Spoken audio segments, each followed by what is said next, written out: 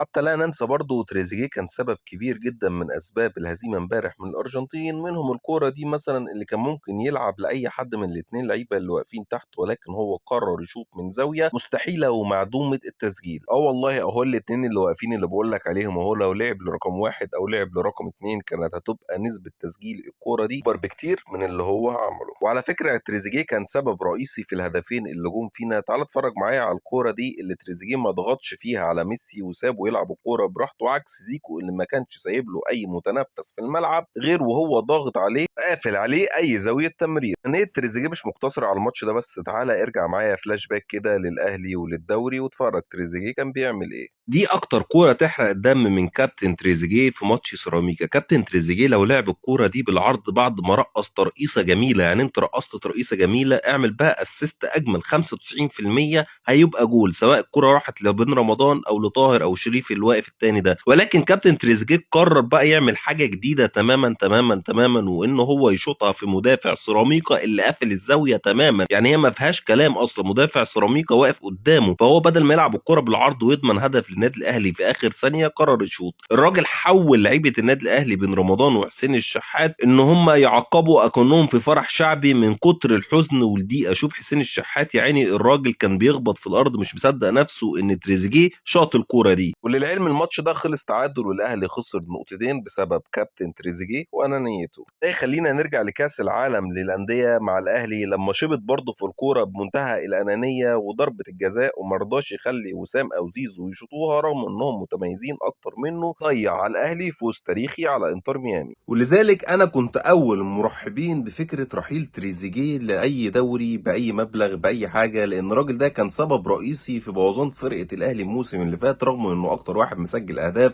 ولكن أنانيته ضيعت كتير جدا على الأهلي بداية من كأس العالم وأول مباراة ليه وهي مباراة انتر ميامي لما طمع برضه وأنن في الكورة وقال لك أنا لا اشوط ضربة الجزاء رغم إنه ما كانش مسدد الأول، وكانت ممكن الكورة دي تفرق كتير مع الأهلي في مشوار البطولة. وده اللي حصل برضه مع منتخب مصر. عمر مرموش، محمود حسن، تريزيجيه نقطة سوداء مع منتخب مصر في المونديال الحالي. قول لي رأيك في الكومنتات ومتنساش تعمل لايك وشير ومتابعة عشان يوصلك كل جديد. وبس كده، سلام.